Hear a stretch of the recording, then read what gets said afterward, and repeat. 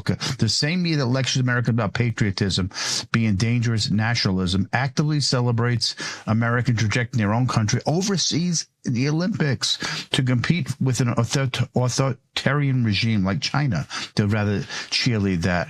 The double standard is staggering. AP reports on Trump's backlash against the athletes speaking out, framing it as Trump's the bully. He's authoritarianism. But here's the reality. Americans are tired of being represented by people who openly hate them and their country. NBC's Olympic coverage consistently promotes USA is bad narrative. So while sanitizing brutal communist regimes, this isn't journalism, it's propaganda that undermines American confidence and unity. The media's game is clear. Encourage America's self-loathing, celebrate those who would reject America, have them badmouth Trump, the administration, then accuse anyone who pushes back of being intolerant. It's psychological warfare disguised as a progressive coverage. I want to welcome my next guest, Dr. David Shustman, political commentator, doctor in New York City, and a urologist too, out there if anybody needs a great urologist. But Dave, we took a look at this coverage together, and it was just terrible the way they're pushing these people on. Why don't we take a look at the first clip? Let's go to cut 9 here. And this is this guy Hess, one of the Olympic skiers, I believe.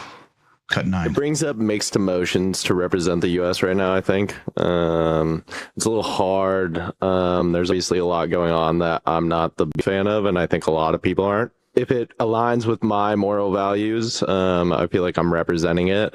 Just because I'm wearing the flag doesn't mean I represent everything that's going on in the U.S.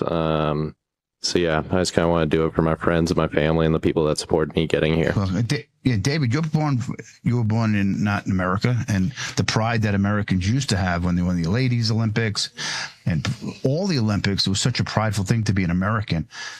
What do you think of that little clip we just watched? I just think it's so shocking nowadays that the Olympic athletes aren't as proud to be Americans. I mean, I think there's no red America or blue America. I think we're all Americans, and we could have political differences, but in the end of the day, we're all Americans. We all live and die together. And we cannot have this two fractured countries where, well, I'm like performing for my family and friends, but not for other people's family and friends, which doesn't make any sense to me. I mean, my advice to any athlete out there is make yourself famous by actually performing well on the field. Once you get that Olympic gold, you could tour around the country, you could give your political advice, whatever you want to do. But when you're out there competing, compete for America. Don't compete for half of America or the other half of America. Compete for all of America, because America is great. And no matter what people say, if you've been to other countries, you realize how great America is, and that, you could see why there's a big wait list to get in. Hypothetically speaking, if this was Sleepy Joe Biden that was president and the Olympics were happening, and they were throwing people out of the Air Force, the Navy for COVID, arresting J6ers, and the Olympics were going, do you think the press would ask any of them, how do you feel about America right now under this presidency? Would they ask if it was a Democratic president, do you think? Well, we already know, because we had an Olympic Games when Biden was president 4 years ago, and they didn't ask any of these questions. I never remember hearing, well, are you for blue America or red America? And I think that's the question they're actually asking.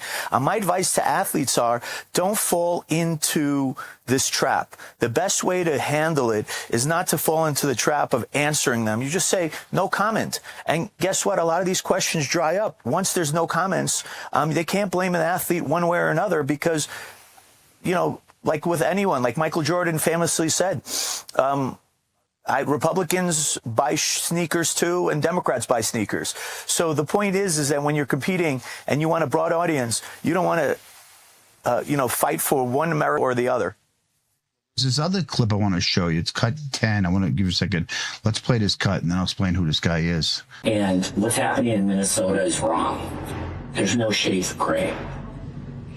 It's clear. And I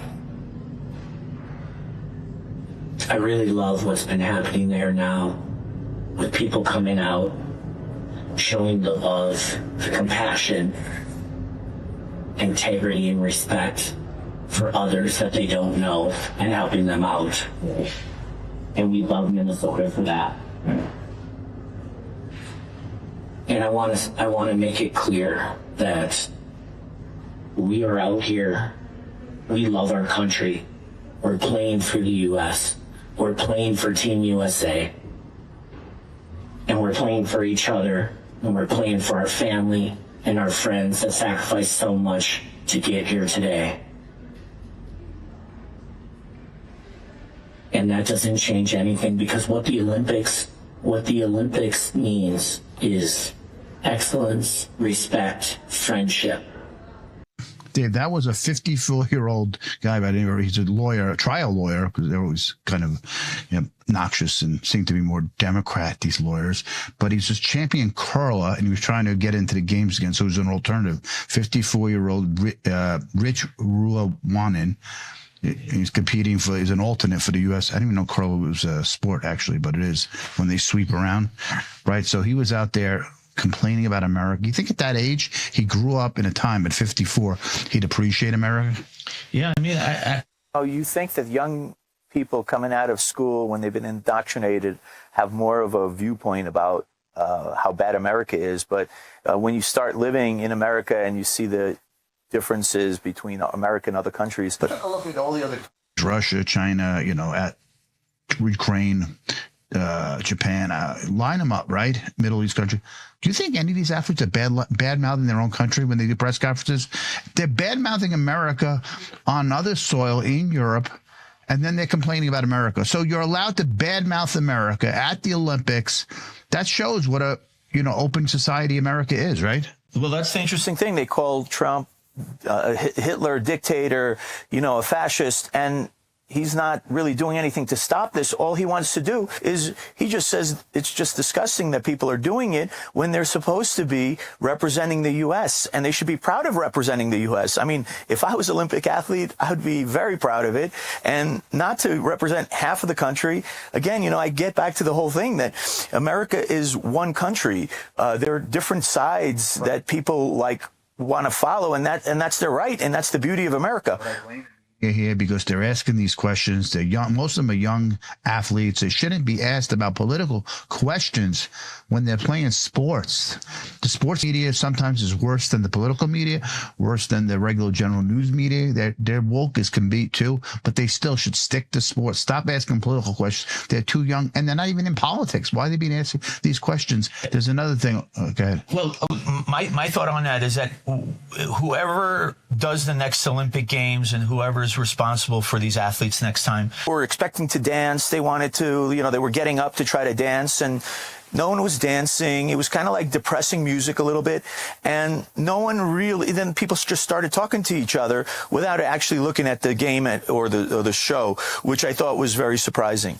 Dave, thanks for joining us on set. I wanted to do a word from our partner sponsor at Hotel Planner. Are you frustrated with how confusing it is these days to find and book a good hotel for yourself, your family? Go to hotelplanner.com. It's easy to navigate, easy to travel. Hotelplanner.com for all your travel needs. I want to thank David Shustman for joining us, Blair White for joining us, Javier, our own Javier Negral for joining us, and our own David Zier. I want to thank the Denver studio, my first time, for making this work this week. Thanks for all of Denver. We'll see you next week on Media Exposed.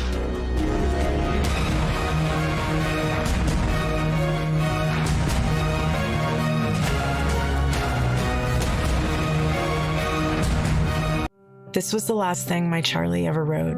The message of Jesus changes everything, changes your life, your choices, your eternity. And Charlie wanted to leave behind something that would point people to Christ, not to fame or power, just truth. If everything completely goes away, how do you want to be remembered? I want to be remembered for courage for my faith. That would be the most important thing. The most important thing is my faith in my life.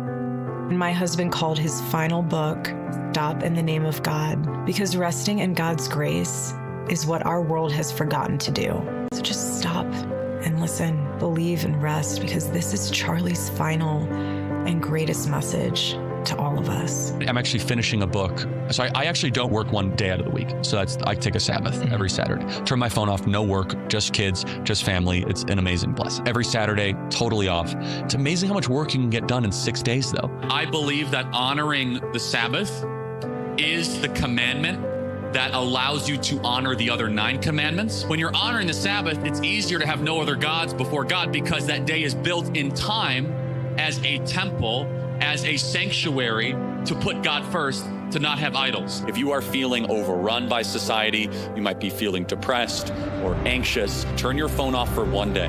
No social media, no work. Your mental health will improve dramatically. You can hang out with friends, you can go for a walk, but don't work for one day. That is a day for worship. That is a day for the Lord. That is a day to go be with God. That is a day to read your Bible and be out of the busyness and the hurriedness and the noise of this world. I could be traveling for 5 or 6 days, but if I at least get one good Sabbath with my family, it charges all back up. Call, scan, or go online to support TPUSA and receive your copy of Charlie's final book. Donald Trump Jr. here with an urgent message about retirement accounts in America. My father just changed 401ks forever by initiating the process that will allow gold into 401ks. But here's even better news. You don't need to wait for your 401k provider. You can use this strategy today. With a self-directed gold IRA from the Birch Gold Group, you can convert your IRA or 401k into an account with all the same tax benefits, but you own something that will be there when you need it. To find out more, click the link below to get a free info kit on gold IRAs from my trusted friends at the Birch Gold Group. Inside, they will show you exactly how to diversify your IRA or 401k into an IRA in gold. Do it now before the rest of America jumps in. Click below for your free info kit.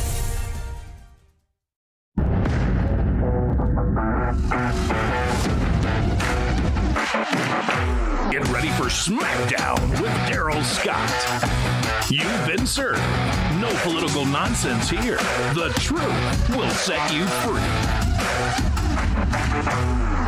Smackdown with Darrell Scott starts now.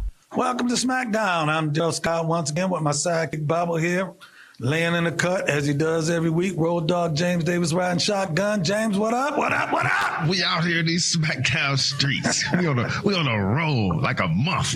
Yeah. It's our 4th episode in a row. Yes, sir.